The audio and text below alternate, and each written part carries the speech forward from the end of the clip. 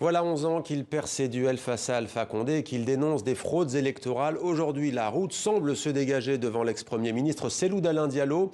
Mais le chef de l'opposition guinéenne peut-il vraiment faire confiance aux militaires qui viennent de renverser Alpha Condé? Bonsoir Cellou Dalein Diallo, merci beaucoup d'être avec nous en direct dans 64 minutes sur TV5 Monde. Vous êtes le président de l'UFDG. Alors les consultations, on vient de l'entendre, ont bel et bien débuté aujourd'hui comme prévu. Comment ça s'est passé vous concernant précisément? Vous avez pris part à une première réunion collective, c'est cela, avec les autres chefs de parti?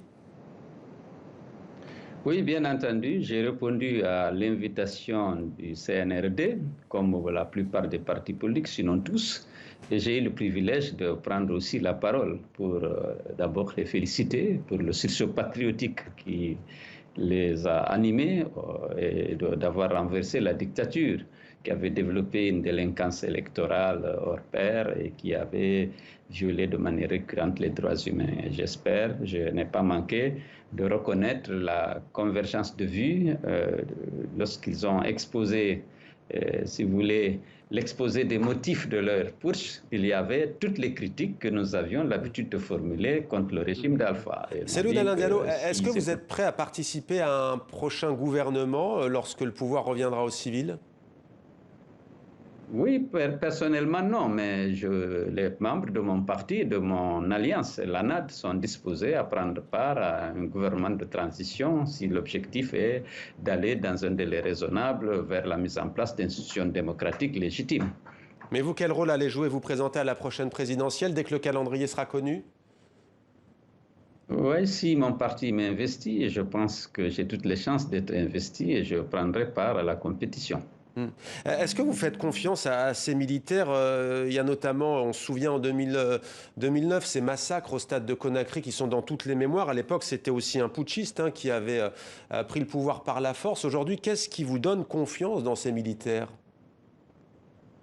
À l'heure qu'il est, je n'ai pas de raison de douter de leur bonne foi, puisque je ne les juge qu'à travers les propos qu'ils tiennent. La rencontre d'aujourd'hui s'inscrivait dans le cadre de leur volonté d'organiser une transition inclusive et apaisée avec la participation de toutes les forces vives.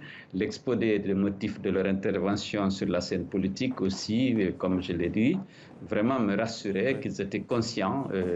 Cellou Dalein Diallo, vous dénonciez en tant qu'opposant la répression, et c'était votre rôle, mais Mamadi Doumbouya et ses forces étaient impliqués sans doute très fortement dans cette répression, au service d'ailleurs du président Alpha Condé, quand tout allait bien entre eux.